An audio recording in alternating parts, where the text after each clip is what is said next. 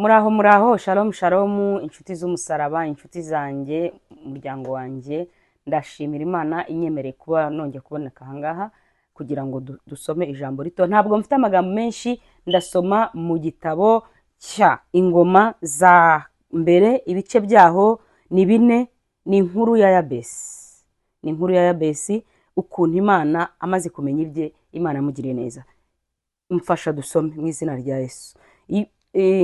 Ingoma za mbere ibice 4 umurongo waho wa 9 haravuga ngo Yabesi yarushaga bene se icyubahiro, kandi nyina yamwise Yabesi kuko yavuze ati namubyaranye agahinda. Yabesi atakambira Imana ya Isirayeli ati icyamukampa umugisha rwose ukagura imbago yanjye, kandi ukuboko kwawe kukabana nanjye, ukandinda ibyago ntibimbabaze. Nuko Imana imuha ibyo yasabye, Uwiteka aduhana umugisha. Yesu ashimwe cyane. Mu izina rero rya Yesu dusengeye ijambo ry'Imana, umuntu wese uri bubyumve rimugire umumaro. Yabesi yakuze nabi, avuka nabi, yavutse nabi. Yavutse kwanza abaje umubyeyi we ntiyamugirira impuhwe. Bibiliya irambwira ngo apfa muvumye. Ntabwo nzi ibyo wavumwe, ntabwo nzi ibyo waturiweho kuva uvutse ukabugeze saa ariko ngufitiye amakuru. Niba Imana yarumvishe gusenga kwa Yabesi, nawe yakumva gusenga kwa Uwiteka aduhana umugisha. Yabesi Bibiliya irambwira ngo akura nabi, akubitwa ku cyaro, kwishura abwirwa nabi, indura ariwe, akubitwa icyo akoze cyose cyanga, ubuzima bwari bubi, urugo byaranze, ibintu byose byaranze. Nuko igihe kimwe yisubiramo, abitekereza, aravuga ati buretse gato, ubundi ni ikihe kibazo?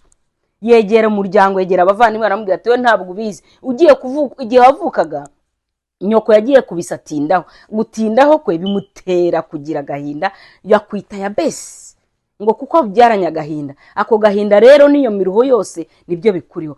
Bibiliya irambwira ngo Yabesi akimara kumva agahinda ke, ahindura imvugo, ahindura isengesho, aravuga ngo niba nkugiriye umugisha unyibuke. Haleluya.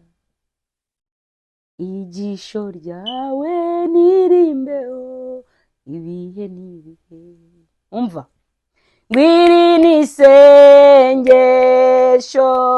rimere y'umutima. Haleluya.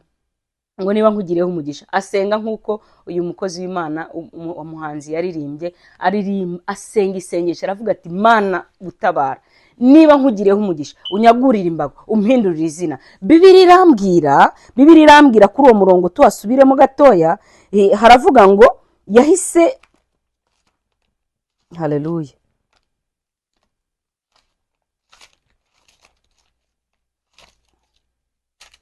yego,